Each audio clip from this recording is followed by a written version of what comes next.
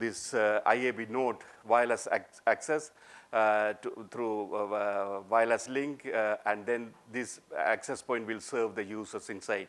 This is a kind of a scenario for mobile IAB network. So this guy can use full duplex technology because this guy can serve the user and same resources, frequency and time resources can be used for backhaul with the base station to get the data as well. So this is kind of a ideal scenario for in-band full duplex. So same resources is used in backhaul and used in the access, okay? So this is called access, is serving the user, and it will also connect it to the base station through wireless backhauling. So the same frequency time resources used for backhaul and access by using in-band full duplex. So this kind of nice scenarios for in-band full duplex. And anyway, I think I will stop here. Yes, sir, T came. Yeah, T came. Yeah.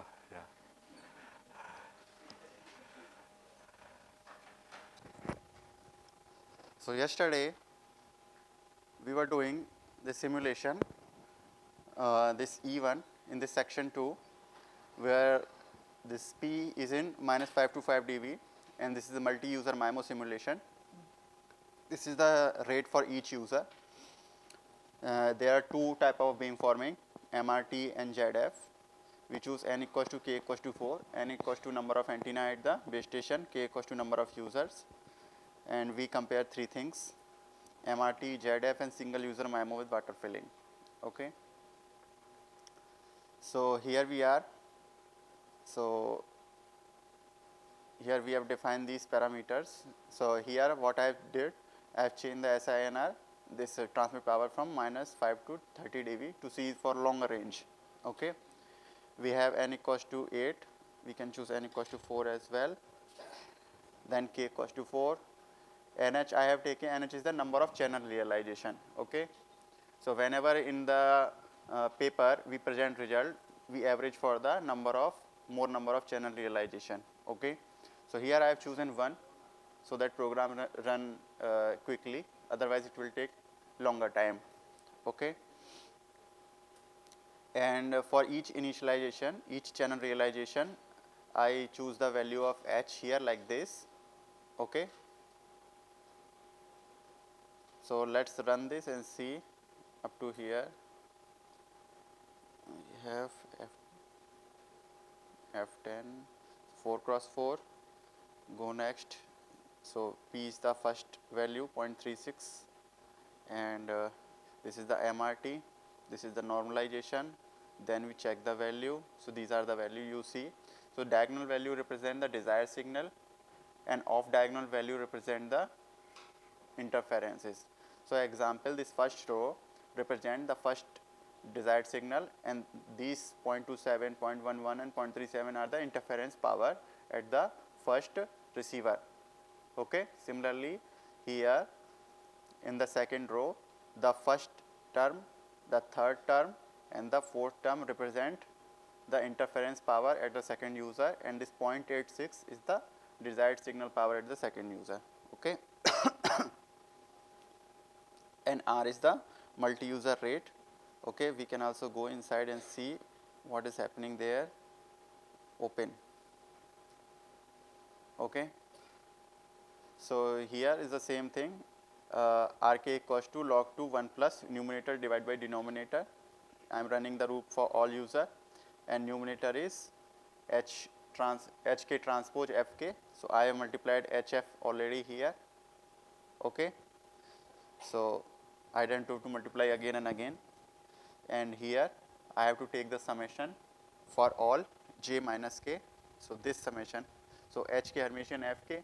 So this HK and FK is multiplied multiple times. So I multiplied here all of them at once and take the element one by one, okay.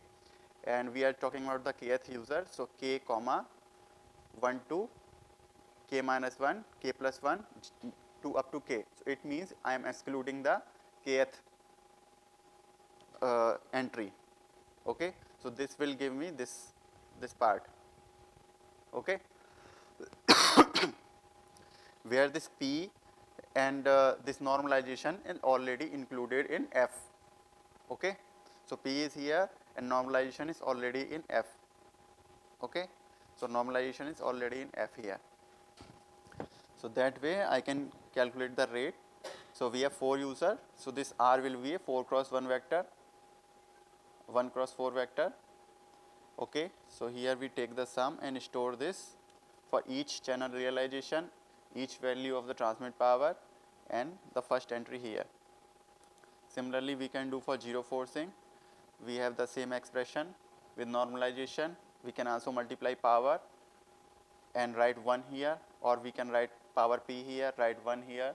We can do both ways. Okay, you have to multiply only one place, and this is the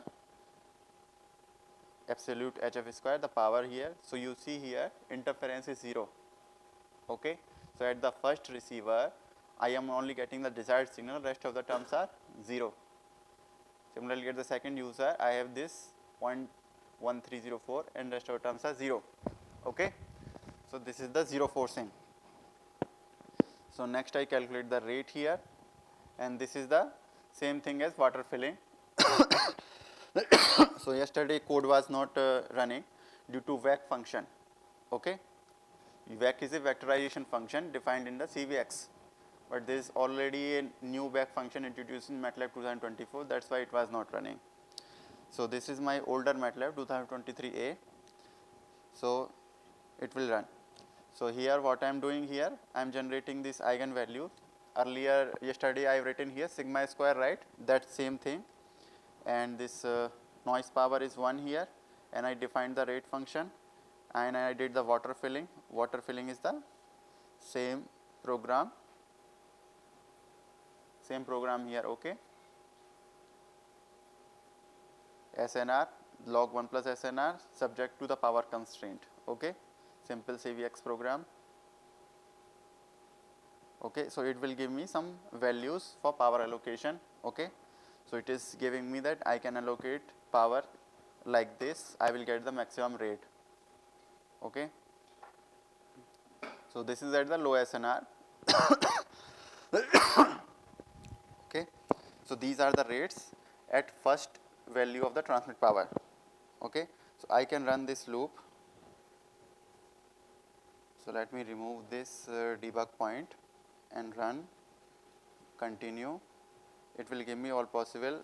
So here you see, for zero forcing interference is 0 every time. Okay,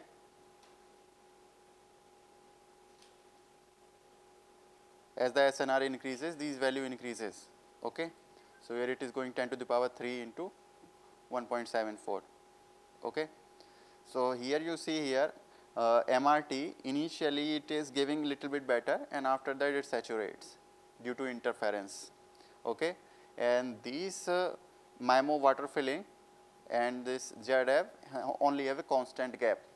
So constant gap means it will achieve the multiplexing gain. Okay, constant gap you can fill using the little bit by increasing the transmit power. Okay. So constant gap is okay if you are achieving constant gap when doing the power scaling.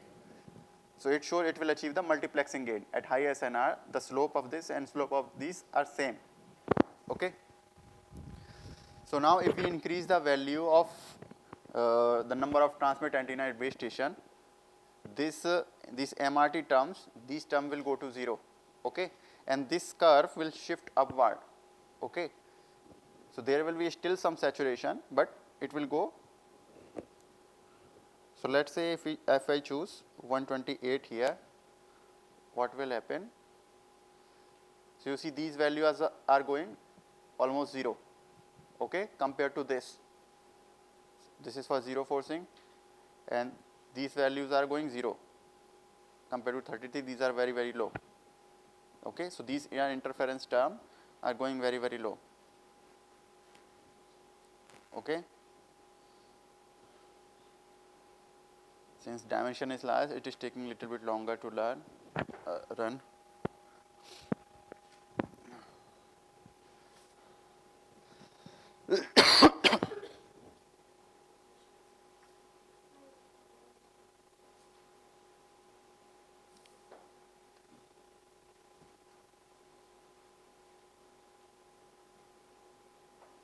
Okay. So you see here, this is 5,000 and this is very low compared to for example, this is 5, then this is 0.01. This is like 1/100th of it value.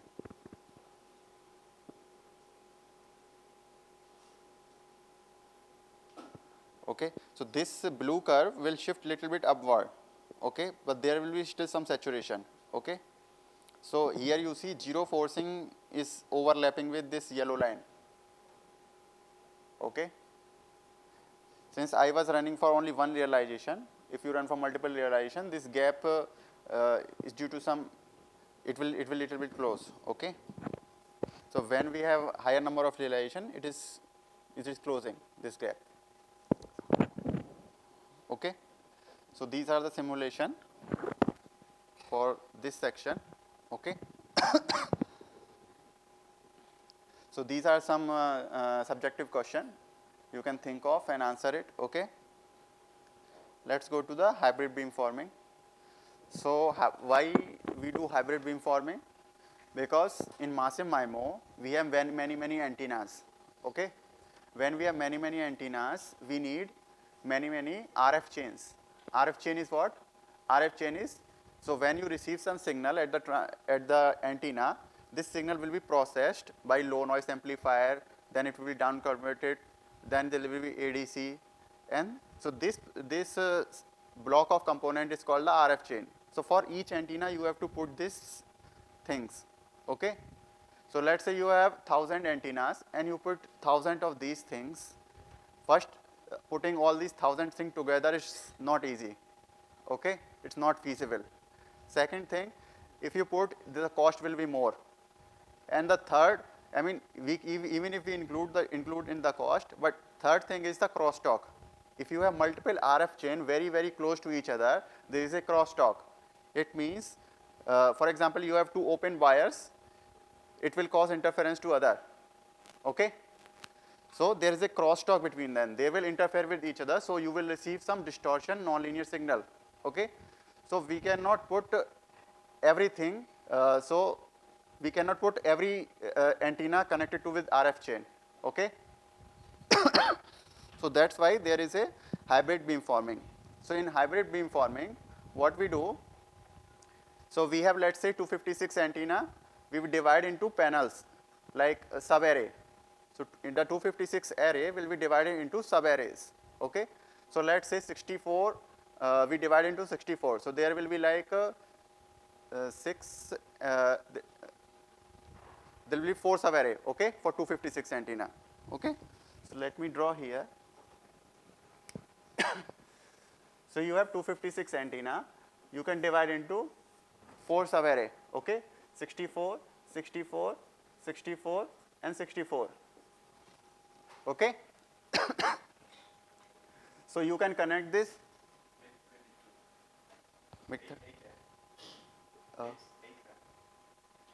Array of 8? 8 RF chain. Okay.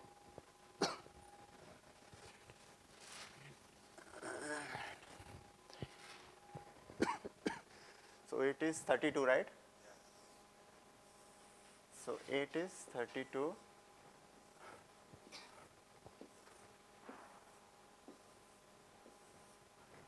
So we will have 32, 32, 32 each.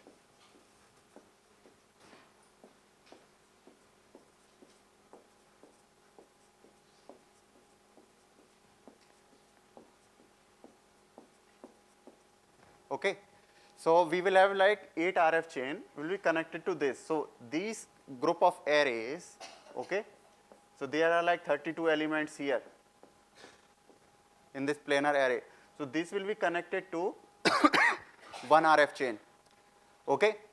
So what we do here, we perform this here RF beamforming first, then connect it to RF chain. Okay. So in the RF beamforming, what we do, whatever the signal is coming, whatever signal we are to transmit, we can change the phase of it. Okay. We can, if we do not connect it, that's also okay. It will be just doing nothing. Okay. So here what we can do, we can adjust the phases of that signal. Okay. So FRF is the beamforming we do. So this is called RF beamforming. So what we do here, so whatever the signal is coming, we can change the phase. So it is each, so FRF, this is a matrix because there are like multiple elements. So each element will be connected to here, and we can do RF beamforming. From RF beamforming, we are getting only like some signal. So we have let's say 32 here. Okay. So this RF beamforming for this particular block will have 32 cross 1 array. Okay. Similarly, this will have RF beamforming 32 cross 1 array. This will have 32 cross 1 array. And each element, so let's say F, RF, I comma j, its element will be, its absolute value will be 1. It means we are only providing phase shift here. Okay. So this is the thing we do, that is called RF beamforming. Okay. Just to provide additional control over the beamforming. Okay. And rest of it, this signal is coming, digital signal, that is Fx. Okay. The beamformed signal from the in the digital domain, it is coming like this. Okay. So whatever signal, the scalar signal is coming here from one RF chain, it is here. Okay. So so ultimately, earlier you have equation like this, y equals to h, let's say f u plus w. Okay. So this was like your transmitted vector. Okay. So now your equation will look like this, f RF into f into u. So this is f digital. Okay. So this f is equal to FRF into FD. So this FRF, since we have this 32 array like this, so it will have like block diagonal structure. Okay. So let's say this is so this is what, 256. Okay. So here it is 256 cross. So this is k cross 1. So this will be k. So k is here, 8 here. So I am writing, let's say 8 here, and this is 8 cross 1. Okay. So this will be 256 cross 8, and this is 8 cross 8, or this is 8 cross 1. Okay. So this 256 cross 8 will have block diagonal structure. So one like this, like this, like this, and like this. Okay. And so on. So I mean it will be 0. So this is like an array. Okay. So one vector will be here, then rest of them 0. In the second row, second vector will be there, then all zeros. Okay. Then here, this is the FRF vector, this vector. So this is a 32 cross 1 vector. Okay. So this is the RF beamforming. Okay. And this part is called the subarray.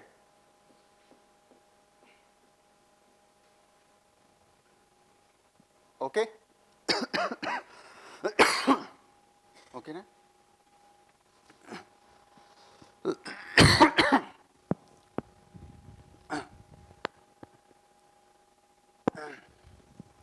Okay. So here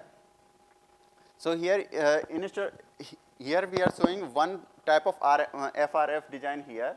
Here we are only providing the phase shift. Okay. So let's read this first. So your situation will be very clear what we are doing here. So in the previous section, we considered a downlink scenario where the base station was equipped with a digital beamformer. In the massive MIMO scenario, however, employing digital beamforming can increase the cost and power consumption. Okay. So one way out is to use the hybrid beamforming. In hybrid beamforming, a large number of N antennas are connected to a small number of RF chain. Okay. So via a network of phase shifter to support k users, assume m equals to k. Okay, number of RF chain is equal to number of users. Okay, so here 8 cross 8 is there. Okay, it means 8 user can be connected. Okay, and for the rest of this exercise, in this case, beam forming F equals to FRF into FB. So I have written here F equal to FRF into FD. D is the digital beam forming. Is performed in two stages. One is digital beam forming in the baseband with FB, and second is RF beam forming with the phase shifter network with FRF. Okay. So here I have divided the whole array into sub array, and that way I will get the block diagonal structure. Okay.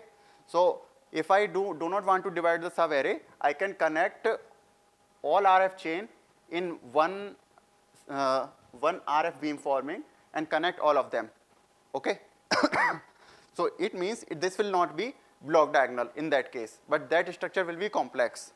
So this is what is explained here, that if we connect all RF chain together with all of the antenna, okay, so this matrix will be of the same size 256 cross 8, but it will not be block diagonal. Okay, there won't be any sub array kind of concept. Okay, do you understand? Should I repeat it again? Okay, so here FRF is not diagonal here because sub array concept is not considered here. Okay. But in implementation, in practice, this type of concept is considered. Okay, the whole array is not taken all at once. It's very difficult to implement in practice such kind of interconnected mesh type of phase shifter network. So in this exercise, we consider two types of channel: uncorrelated Rayleigh fading channel (IID) and sparse geometry based channel. We assume the transmitter is equipped with a uniformly linear array. When there are L multipath components from the transmitter to each receiver, the geometry based channel matrix for the kth user is expressed like this. So this is what multipath channel. Okay. So do you know about the steering vector? Okay, steering vector everybody know? Okay, so this is the channel. Let me write here HK equals to summation L equals to 1 to L. L is the number of paths, and we have square root n divided by L. Then we have beta L, and we have beta KL. We are talking about the kth user, and we have this A is the steering vector, and this is phi KL. Since we are assuming single antenna at the receiver, so this will be a vector. Okay, this will be of n cross 1. Okay, and this will be of n cross 1. Okay, and this is our 1 cross 1 with CN01 entry. Okay, and phi we can choose random values uniformly distributed between 0 to pi. I think it's written there. So phi KL is between 0 to pi. Okay, you can choose uniformly. So this is how we can generate a random channel for a sparse random channel for a sparse channel. Okay, so sparse channel means when number of paths are less than number of antenna, it means there is not rich scattering. Okay, so you have this kind of signal. Okay, this is the steering vector, it is given here. Okay, so in electromagnetics you might have read this steering vector also. Okay, so this is the steering vector where lambda is the wavelength, phi is the azimuth angle, and d is equals to lambda by 2. And in this following, we perform the simulation for the Rayleigh fading and sparse channel with L equals to 1 to 1050, going from lower to higher, and set the SNR region from -20 to 20, n equals to 64, in number of antenna at base station 64, and m equals to 4, number of users are 4, number of RF chain equal to 4. So define the effective channel HE equals to H into V 1 to K. Okay. So what we are saying here, so we choose FRF like, so effective channel is like this. So if we take this, so this will be called as effective channel. Okay. So here we are saying first try trivial simulation. Trivial simulation means we choose H effective channel equals to H into V 1 to K. 1 to K. So what is V? V equals to eigenvector of this singular vector for this. So H equals to U S V Hermitian. So what is the dimension for H? The dimension for H is n K cross n, right? So this is K cross n. So this will be what? K cross K, and this will be K cross n. And what is the dimension for V? Only V. So V has the dimension how much? N cross K. We are taking Hermitian here, so it will become K cross n. So it will be n cross K, right? K cross n. Okay. So here if we are saying choose 1 to K. So instead here we have n columns. So out of these n columns, choose first K columns, and that way. So this is the one way we can choose FRF matrix. Okay. So this will be our like FRF matrix, but this, it is not satisfying this constraint. Okay. Then see what will happen. Okay. If it is not satisfying this constraint, what will happen?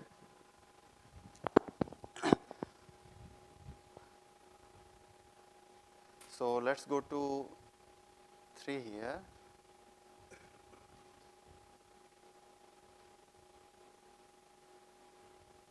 Okay. So I have defined the range minus 20 to 20, and dB equals to will be 15, this thing, L equals to 10, number of paths, N equals to 64, K equal to 4, number of RF chain is equal to K, and H naught is the channel function. So let's see what is the channel function. In the channel function, what I am supplying? K, number of user, N, number of antenna, and L. So this is the previous value that we have run here. We have not run here. Let's run here. Okay.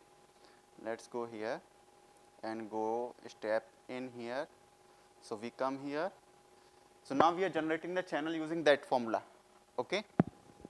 So for each user we have to generate the formula. So we initialize the matrix H equals to zeros K comma M.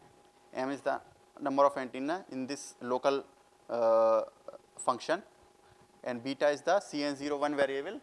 Okay. So I have generated using randn. Then we have theta. Theta is generated between 0 to pi. So rand generate value between 0 and 1 uniformly, right? Now if I have to translate this value between 0 to pi, what I have to write? I have to write lower bound plus upper bound in minus lower bound, multipliers of that into that random variable. Okay.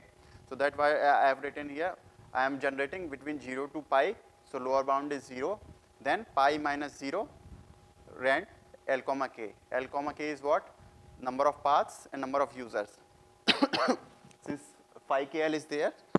Okay. And this is the steering vector I have defined here. I will provide value theta here and n here, and this is exponential j pi. So let's see here just to remember. So we have e to the power j 2 pi d by lambda. So if we put value of d here, lambda 2 cancel, so we will remain with j pi cos theta, cos phi. Okay. So e to the power j pi cos phi. So I have assumed the th variable, and 0 to n minus 1. So this term is coming here up to 0 to n minus 1. Okay. And divide by square root of n. This is for normalization. Okay. Then for each user, we generate the channel. We initialize with 0 for each user. Okay. We are generating row channel because H is K cross n here. So we have to generate each row like this. Okay. So each row we have to generate. So I am generating. So this is the way I am writing the summation here. Okay. That summation. I am initializing with 0 and taking the summation, then I am writing beta, then this vector, steering vector, the same thing, okay? The same formula, nothing fancy, okay? So let's run this. I think it's very easy to code, not much difficult. Only you have to look out for the dimensions, okay? So for example, here I have taken transpose here. Here I have taken transpose here just to look out for the dimensions, okay? So it should not give any error. Okay, so let's come back here and run up to this point. Let's delete this. Okay, so we are here. So I have taken the SVD of H0. Okay, so step. Now I initialize the R sum here for each transmit power value. So this is my effective channel as written in the handout. Okay, and for this effective channel, I am doing the 04 thing and normalization, calculating the rate here, then summing it. Okay. Now the second thing I am doing for H0. H0 is my original channel. So here we have to do two things. One is for HE, one is for H. Okay. So H is this thing, the original channel. Okay. So let's do this. Same normalization, same rate calculation and summation. Okay. So this part is for E2. Okay. So let's come to the E2 first also, because it will be running in the loop. Okay. So in E2, what it's saying, choose the FRF according to like this. So we have V matrix that we have generated using SVD. Take the angle and put it into the exponential j theta, and that will be FRF. Okay. And it will satisfy this constraint. Okay. Then plot the achievable rates using 0 forcing. So that's what we have did here. I have put here FRF E exponential j theta. So this is the V. I have taken the angle of it and put this. Okay. Then this will be my effective channel H0 into FRF, and I am doing the same 0 forcing, then normalization. Now here you must take care of this transmit power constraint here. Okay. So my transmit signal includes this whole FRF into FD. Okay. So instead of just multiplying with this only digital beam forming part, you need to multiply with both. Okay. Because your F is equal to FRF multiplied by FD. Okay. So normalization you need to take care of. Otherwise, if you have different normalization, it will cause different result. Okay. You may falsely claim my results is going better. Okay. So that's not good. If somebody verify, then it's bad. Okay. Then I calculate the multi-user rate, then sum, then store. Then here I am doing the same thing, MIMO single user with water filling that I did previously. Why we are doing it? Just to check how much we are achieving for that channel. Okay. Just to compare. Okay. Okay. So this program is clear. So let's run this and see. I think you already have this program, so you might have run it.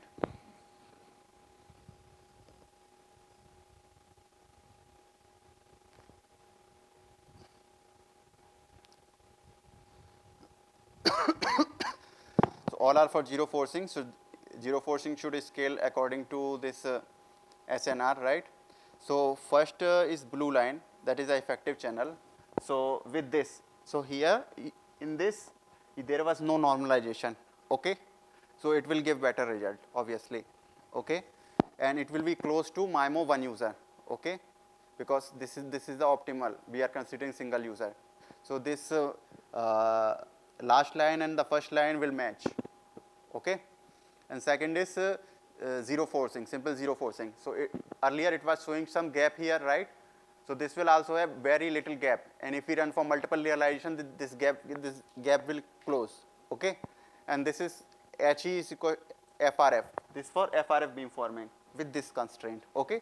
Because this is not an optimal beamforming, because we are constraining F to be like this, okay? So it will reduce a little bit, okay?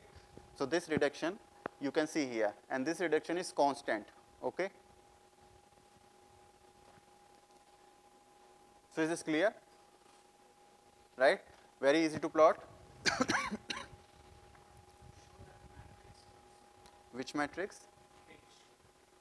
H matrix. FRF. So this is the FRF matrix, and each of its element is absolute value is 1. Okay.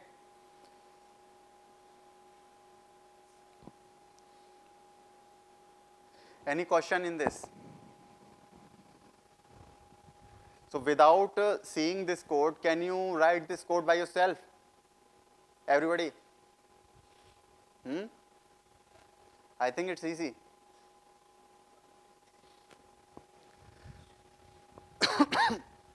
Okay.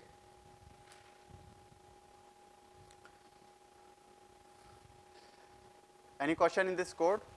Or FRF beamforming, or digital beamforming, subarray based beamforming? Okay, so subarray kind of stuff is the advanced stuff beyond the hybrid beamforming. After normal hybrid beamforming, we go for the subarray. Okay. So subarray will have diagonal structure. So presently we have this full structure, as we have see here. We have this structure. Okay, the full structure. Now if we constrain this to be diagonal, my rate will also reduce also a little bit more. Okay.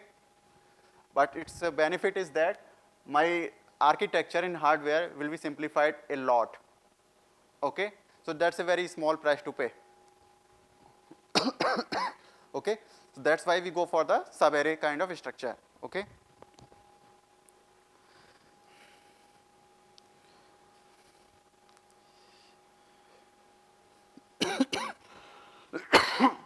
Any more question?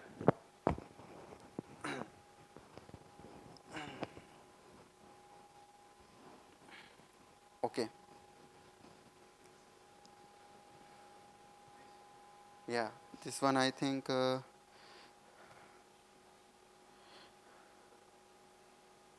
so let's read this also. What happens for the sparse? These are all subjective questions, you can answer it. What happens for the sparse channel?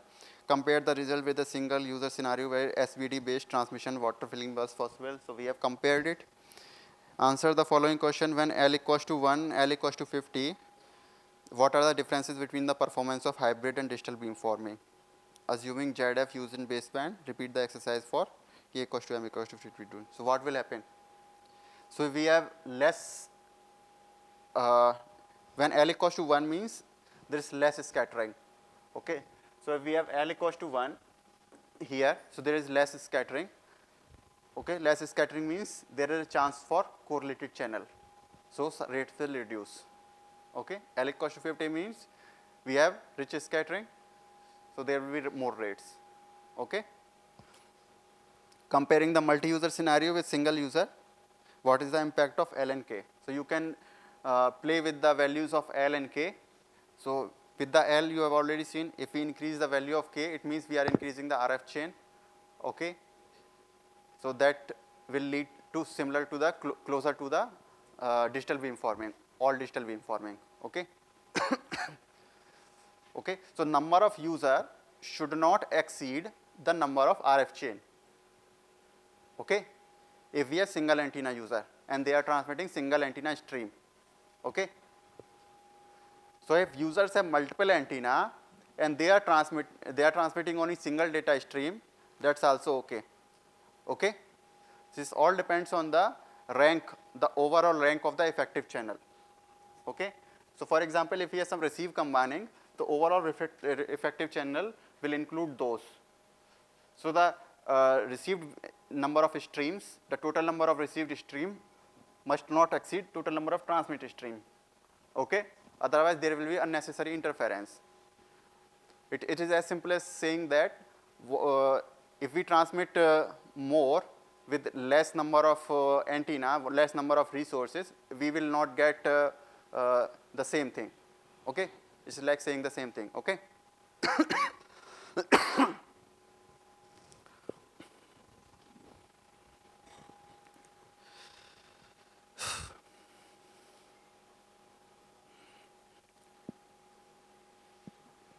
Should we finish it or go for a little bit? Okay. So, are you interested in IRS or should we conclude it? IRS? So, this is only very like introductory slide only, okay, not much in detail, okay.